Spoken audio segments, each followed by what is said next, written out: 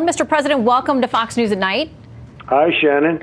Great to have you with us. Let me start by asking you about the hurricane response and coordination. I got to confess, I grew up there in the Panhandle. A lot of folks I love were hit today. I know you've talked to several of the governors. How does it look? Well, it was a tough windstorm. The wind was probably more dangerous than anything else. I was just listening to Rick where it was third or fourth ever in recorded history, and that's exactly what it was.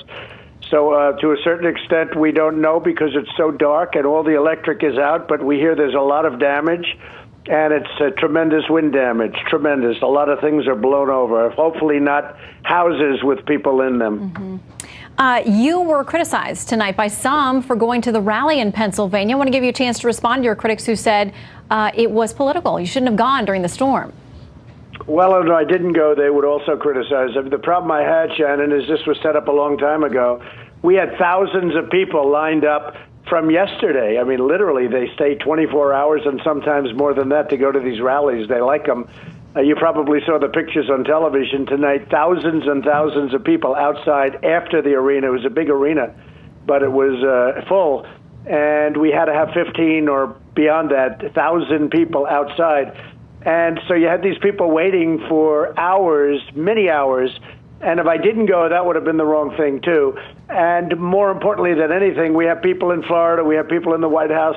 I had everything set up in Air Force One. I was in total communication. In fact, I spoke with the governors of Alabama, the governor of, as you know, of Georgia. I spoke with Rick Scott. We were in constant communication, did the rally, and people had a fantastic time. It was a very important rally tonight. But it would have been very unfair to have people waiting for 10 and 12 and more than that hours and then say, by the way, I'm not going to be there tonight. Would have been pretty tough. Well, and Mr. President, as much as they like to go, we know you like to go, too. I mean, you'd love to be out there campaigning as much as you can. Just under a month to go now to the midterms.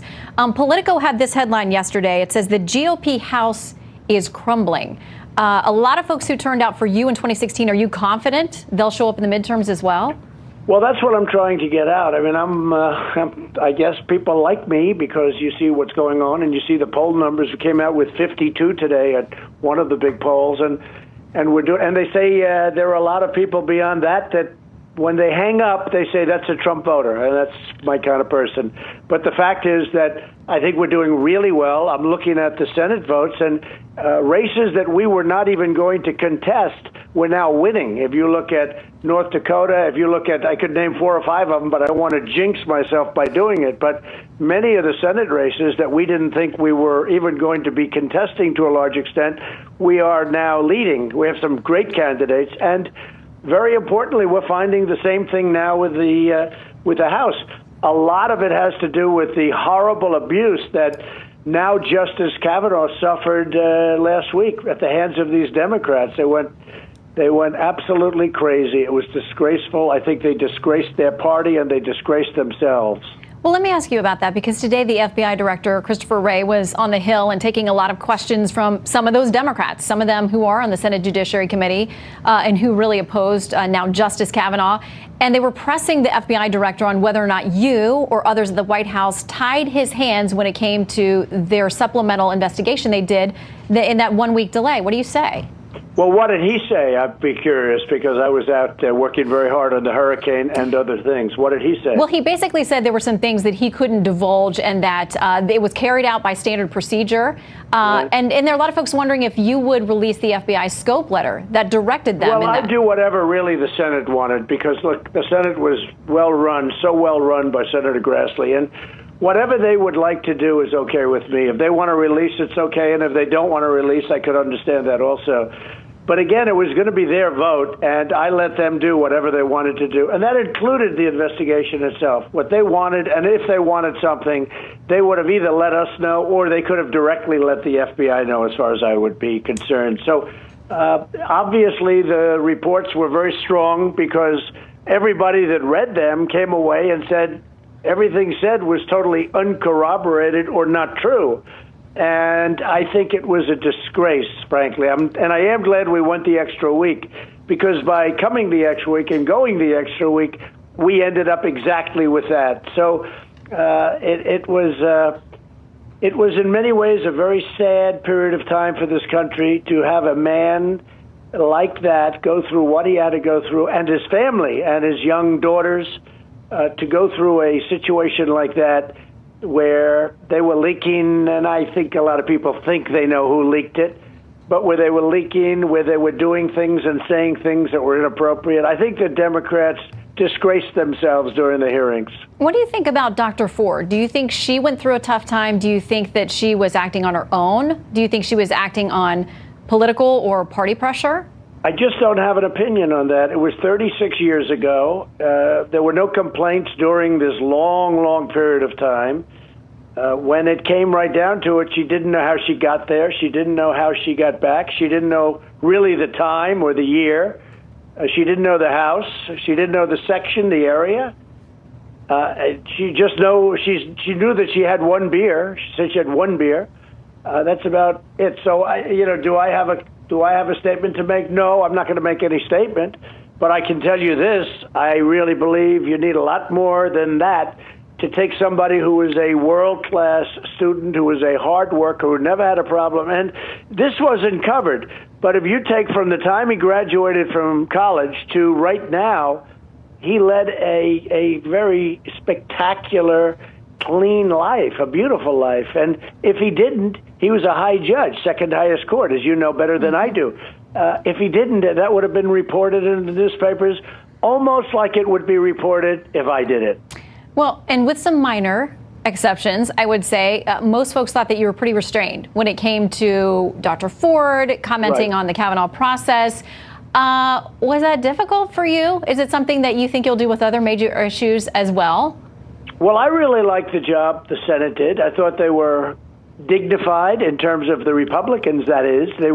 They didn't have to take that time. They could have taken a much earlier vote, as you know. Mm-hmm. They waited, they watched, they asked the FBI to do a seventh investigation. Don't forget, that was the seventh investigation, Shannon. So they asked for a seventh investigation, and obviously it was very strong. Susan Collins and Lindsey Graham and everybody that went in to read it came out and said, wow, it was, number one, they thought it was thorough, and number two, there was nothing there. So I'm glad we took the extra week. And, people have said I was restrained, and I think that's good. But I was restrained also because the Senate really was doing their job as they were supposed to. Let me ask you something else that's come up tonight. As far as this involves the Senate and foreign policy as well, this issue about this missing Washington Post journalist, the Saudi man, Jamal Khashoggi. There is conflicting information coming in, but Senator Corker himself, obviously a Republican, said based on U.S. intel that he's seen, he says everything points to the Saudis being responsible, that he's disappeared or that he's been killed. The Turks say the same. The Saudis completely deny that. What does this mean to our relationship with the Saudis? If you become convinced, the administration at any point becomes convinced that they're responsible for his death or disappearance? Well, it's a terrible thing, and it certainly would not be a positive. I would not be happy at all. And I guess you would have to say so far it's looking a little bit like that, and we're going to have to see. We're doing a lot of work on it, but it would certainly not be a good thing at all. What about the senators, a bipartisan kind of talk now that they would block any further arms sales to Saudi? Would you support that? Well, I think that would be hurting us. We have jobs. We have, a lot of things happening in this country. We have a country that's doing probably better economically than it's ever done before. A part of that is what we're doing with our defense systems, and everybody's wanting them. And frankly, I think that would be a very, very tough pill to swallow for our country. I mean, you're affecting us. And, they're always quick to jump that way. I'd have to find out, really, before I discuss this, I'd have to find out what happened. And we are looking, and so are other people. Turkey's looking, and a couple of others are looking. Some very talented people are involved, and we will get to the bottom of it. I do hate to commit to what recourse we take at this. It's just too early. Have you narrowed your list or made a decision about replacing Ambassador Haley? The incredible thing, first of all, Nikki was fantastic. And the incredible thing is I really have 5 or 6 fantastic people. I think they'd all do the job really well. And the answer is yes. I don't expect to be adding anybody to the list, but we have some really talented, brilliant people that will do a great job. Probably over the next week or two, I'll announce it. Nikki's going to be here, as you know, till the end of the year. And so anybody will be working with her for a little period of time at least, which will be good. But at some point in the very near future, I'll be announcing the name. Okay, you can come back here at 11. Anytime you'd like to announce, Mr. President. Your show is great. I think I'll do it. Thank you. All right, let me ask you about a piece you wrote today, going after this Medicare for all idea. You, in that piece, call the Democrats radical socialists. You say they want to turn the U.S. into Venezuela. Not surprisingly, Senator Bernie Sanders has responded. He says you're lying about his proposal, and he says the polls show that Americans want what he's proposing. Your response? Well, I don't think so, because basically if you do what he says, you're not going to have a country, and you are going to have Venezuela, and you're going to have to lift up your taxes by 3 times. You know, we've been cutting taxes, and we're giving great health care plans. We just came out with another concept of a plan today that a lot of people are liking very much, and we are doing a real job. And you know, we got rid of the individual mandate that people hated, which was horrible. That was the Obama plan and Obamacare. We're also keeping the premiums down at a much lower level than they ever were under the Obama administration. And we had it beat, other than one senator, or you could put it differently, you know, when one senator late in the evening happened to vote against it, shockingly, even though he campaigned for 8 years against it. You know, we had it done. It was repeal and replace. But we're really coming up with alternatives that are just as good, and in some cases maybe even better. But we've been able to keep the premiums down much lower than they had previously during the Obama administration, and that's good. And that's really through good management of healthcare. And we have things happening on healthcare that are going to be very, very exciting. But if you look at Bernie, and nobody ever says it, but the country is not rich enough to even think about doing what they want to do. And number two, if you did what they want to do, it would be lousy health care, really lousy health care. And I think you understand that very well. So we're right on it, and a lot of people are saying we're right on it. And if you look at the polls, I mean, I'm seeing polls that are showing us, as per the first part of our conversation, that the Senate, everybody says we're doing very well. But the House, I think we're doing almost as well with regard to the House. Well, let me ask you, though, with the polls that show the House slipping away from the Republicans and into the hands of the Democrats, do you think the polls are inaccurate purposely? Do you think they're flawed? Do you think it's that people aren't answering questions because they happen to be Trump supporters and don't trust pollsters? What's your response to the bad numbers? Well, I've had many inaccurate polls, and I've had some that were, I found Rasmussen to be very accurate. Actually, the Los Angeles Times was a very accurate poll. Business Investors Daily. I mean, we had some polls that were very accurate having to do with 2016, but we had some polls that were so far out, and we knew they were phony polls, I mean, as far as I'm concerned. But this isn't about that. I think that polls, you know, they call it a generic poll. Mm-hmm. And actually the Republicans are doing well in the generic poll, but I don't know that a generic poll means anything because they're individual races, the House. There are many individual races. I think we're doing really well. We're looking at races that we didn't think we were going to be winning, and now we're even and up. But honestly, we're not going to know until November 6th. Mm-hmm. We're really not going to know. And we'll see what happens, whatever it is. But I'm out there working hard, doing a lot of different things for House members as well as for Senate. They all want me out there, and we're getting tremendous crowds, and we're getting the word out. We're getting the word out. I want to make sure I ask you another health care question before we leave that, because your critics say that you and Republicans are stripping away any pre-existing health care coverage in these plans. They say the plans are cheaper because they offer less. Will you commit to covering pre-existing conditions? I have, but I have for months. In fact, if you've listened to my speeches, pre-existing conditions, I'm saying it's being covered 100%, and Republicans are doing that. And there was a time where that wasn't being done, and there was a time for many years where it wasn't done at all and not even thought of. We are 100% for pre-existing and covering people with pre-existing conditions.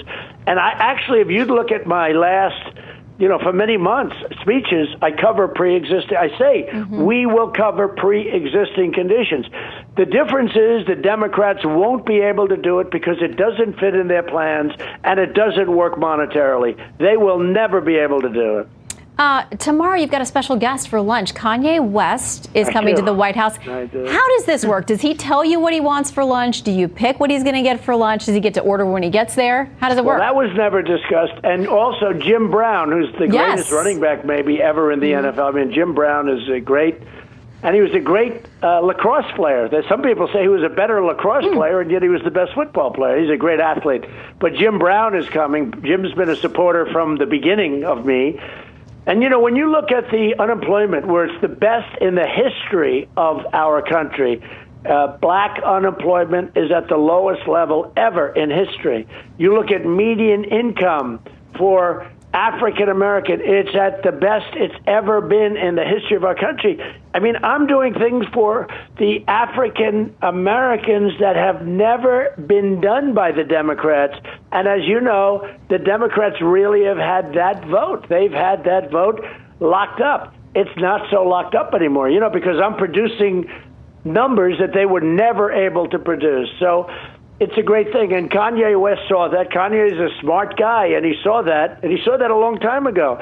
Jim Brown saw it. I could name many other great black stars and athletes that are on our side. You know who they are, and you report about them. Mm-hmm. We have a lot of support. We have a tremendous amount of support. And it's gaining all the time because I'm producing. When you look at numbers like that, when it's the best in the history of our country, how can somebody fight that? How long does the Attorney General stick around, Mr. President? Well, we're going to see what happens. Let's all see. The nice part is that everybody's working together. I really have a great cabinet. Everybody's working hard. They're all working together. And as you can probably see, things are going very well. We finished the big deal with Canada, with Mexico. We finished the deal with South Korea. We're winning with China. China wants to make a deal badly. We're winning with China. We're winning at every front, and that's the way I want to keep it. We're doing very well. We'll see what happens with the Attorney General. We'll see what happens with some other positions. But I will say we have a great cabinet. I think we have one of the best cabinets ever. How would you rate? I'm going to give you 3 senators. Who's your favorite? Mitch McConnell, Chuck Grassley, or Lindsey Graham? All of them. I like them all. Don't get me into that. You get me into a lot of trouble. This could be your toughest question. No, the easiest thing, look, Chuck Grassley is a strong guy, gruff, okay? And I say that in a very affectionate way because he's a great guy. He did a fantastic job. That was not easy. And then they send the phony paid, protesters in, screaming all the time. And frankly, they let them scream because they discredited themselves, and they were all put up by the Democrats. They actually admitted it. The Democrats admitted that they worked with these people. It was terrible. But Chuck Grassley did a great job. As you know, Lindsey was outstanding. I mean, Lindsey was just absolutely outstanding. His level, he just couldn't believe what was happening. It was so nasty and so false and such fabricated stories and lies. Lindsey Graham was incredible. And I'll tell you what, Mitch, and I've been a fan of Mitch. A lot of people don't know this, but I've been a fan of Mitch for a long time. And we have a very good relationship, which, again, a lot of people don't know that. We've had a lot of success together, and Mitch was fantastic. So, really, all 3 were stars. Mm-hmm. All right. One last question to you before we go. The Dow today, a lot of folks very concerned about what they saw. I know that you've had some theories on that. Some of your critics say that it's in part because of the trade war with China. No, what do you make of it? No, I don't think it's that at all. I mean, the trade war with China, we're taking in billions of dollars in tariffs from China, from Chinese goods, and it hasn't hurt us at all. We're taking in billions and billions of dollars. We're going to make product here that we're now buying in China. No, that wasn't it. The problem that I have is with the Fed.